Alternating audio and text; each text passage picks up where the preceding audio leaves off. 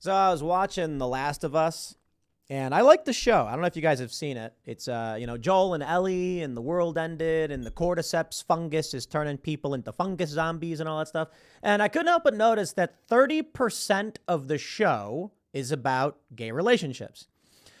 That is to say, out of the 6 episodes, or I think they're at 7 now, 2 of them focused on a gay relationship as like the principal function of the episode.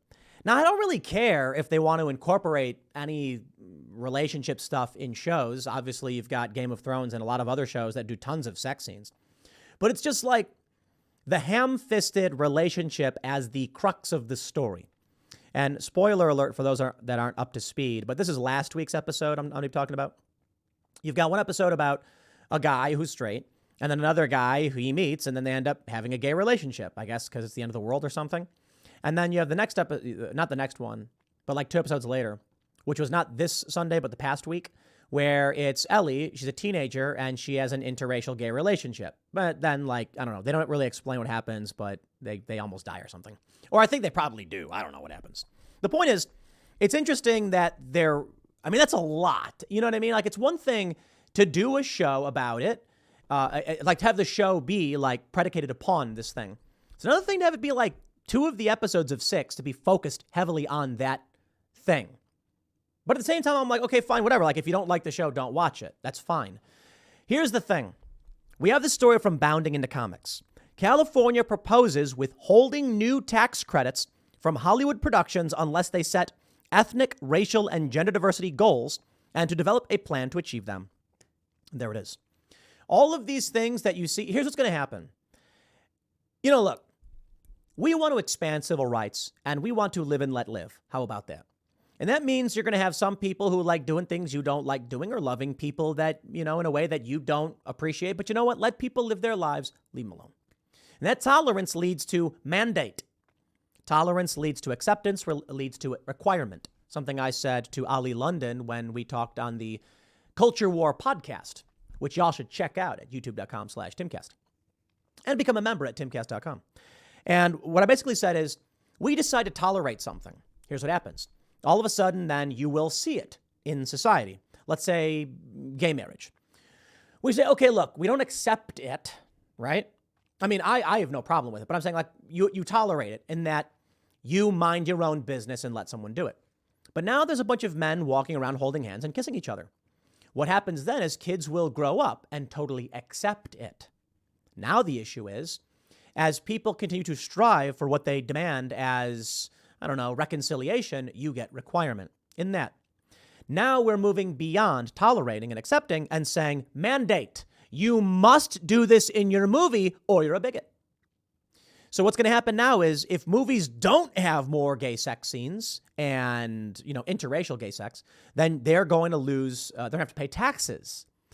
You're not going to see movies that are genuine anymore. Maybe you got a movie where 2 characters happen to be white. Not anymore. Now they're going to say, we got ethnic standards, so why cast the white guy? Now you're going to see every single relationship is going to be interracial and gay or trans or something like that because they want to check the boxes for the tax revenue. This is the government interfering in culture, and I believe this violates the First Amendment. The idea that you can withhold tax credits based on the speech of art. Now you see where this is going. That's California. Not to mention, you've got this picture of Black Tinkerbell. A lot of people are really upset, but the funny thing is, it's the woke left that's upset over the Tinkerbell thing. They were like, you couldn't make a new character, you had to take a hand-me-down. This is what I've been saying. When they take Superman and make him black, it's a hand-me-down character. Superman is an iconic image. Okay, it's anybody can play Superman. I don't know. Idris Elba probably would be good. I think he's fantastic. And I don't really care. My point is, isn't it kind of like disrespectful? Can't you make a new superhero? I thought Hancock was pretty good. I like that movie. Will Smith was a superhero. He has superpowers. They say, while it may not be illegal yet, California is taking its first steps to punish Hollywood projects that aren't woke enough to meet the ever-moving standards of progressives. In 2022, California voted to pass SB 485, which revived the state's film tax credits legislation to introduce a new credit which could only be received if a given project provided a diversity work plan that includes goals that are broadly reflective of California's population. Oh boy. California's population. Now, here's what you need to understand. They say California's demographics are 41% white, 6% black, 40% Hispanic, and 15% Asian. 1.6% American Indian and Alaskan Native, Native Hawaiian and others, Pacific Islanders. 21.2% some other race, 10.2 individuals composed of two or more races. I think it's kind of funny that it doesn't seem like these numbers add up properly, but some other race, yeah, those numbers don't equal 100, dude. But anyway, the point is this. The racial demographic of California is not representative of the world, let alone the United States. This would mean that if this passes, they're going to make a movie about China, and everyone in China is going to be like white and Hispanic. Now, how does that make sense? The movie is set in Beijing in 1821, where Chinese imperial fighters, I don't know what was going on in 1821. That was before the Republic, I think, wasn't it? I don't know. But what are you going to do? It's like, well, your cast has to be reflective of California's population, which is mostly white and Hispanic. So you're going to have Cheech Marin as the wise martial artists? Like, come on, man, that doesn't make any sense. But this is the point of wokeness. It doesn't make sense. California is going to make movies for everywhere else in the world. So they're going to make a movie based in Japan with white people and Mexican people. They're going to make a movie in Russia. Same deal. No, hold on. Oh, here's the best part. Black Panther 3. Everybody in the cast is white and Hispanic. Only 6% of the cast. You see the problem with wokeness? I would actually enjoy seeing this. What is this? Here's a picture. They say Fastos says goodbye to his husband in Eternals. Oh, yeah. The interracial gay relationship. It's like, to check all the boxes, that's what we're going for. The crazy thing is, if you made Black Panther and you followed these rules, everybody gonna be white. Could you imagine? I'd find it really funny. Actually, that's a great bit. Maybe the Babylon Bee can get on it.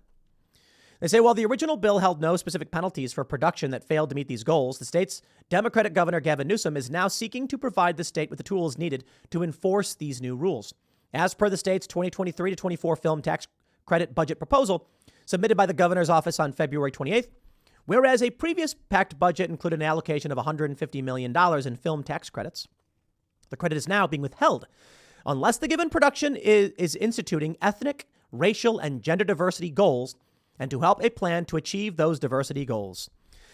In other words, my friends, get woke, go broke. Oh boy. Yeah, well, we're really excited about that one, I guess. Your movies in Hollywood are only going to get woker, and they're only going to get broker. And I imagine you're not going to be too enthused about it because everything is just going to slowly get crappier and crappier, and your movies are going to suck. But let's talk about, the picture we got here. This is a photo from Black Panther: Wakanda Forever, which has been out long enough to where I can say this without having to worry about spoilers.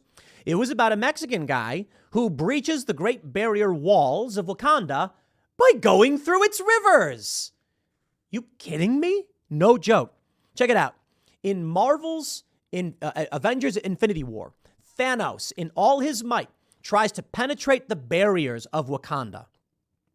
And so what they have is a horde of these aliens scratching away and melting because the barrier is ripping them apart.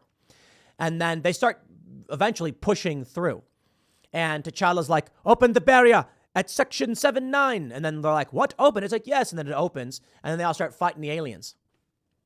And then the Mexican guy, quite literally, he's a Mexican guy. He's like, well, he's Mayan. He's from Central America. So maybe not Mexico. I think he's Honduran.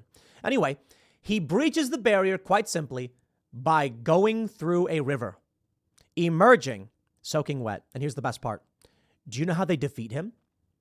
Well, he's very wet, so she fires the engines, blasting him in the back and drying his wet back off. That drains him of his powers. I'm not kidding. That's diversity in Hollywood, dude. Oh, man, I'm looking forward to Black Panther under these new rules. A whole bunch of dudes who look like, what's that? What was that? I just watched the movie.